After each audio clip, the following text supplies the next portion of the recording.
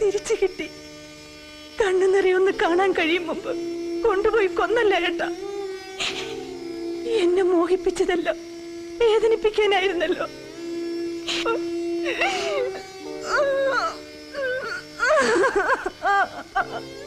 ഞാൻ എന്ത് പറഞ്ഞാ മോളെ നിന്നെ ആശ്വസിപ്പിക്കും. കരേ മതിയാവളം കരേ. 7-ാം വയസ്സിൽ മരിച്ചു എന്ന കാര്യം നിന്നെ തിരിച്ചു കിട്ടിയപ്പോ ഞാൻ ഒരുപാട് സന്തോഷിച്ചു. അതിനുള്ള ശിക്ഷയായല്ലോ മോളെ.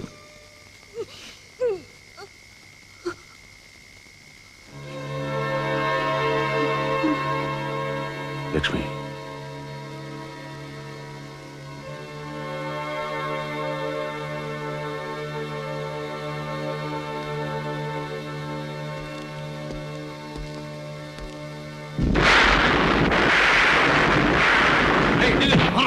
Yes, sir. Okay, sir. Hey!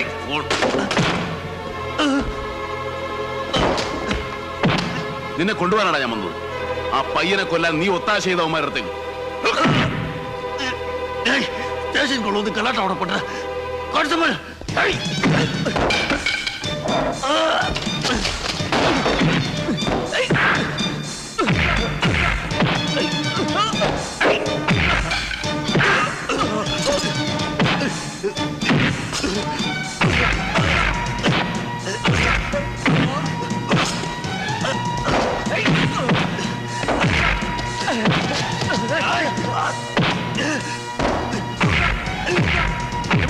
നിർത്താൻ.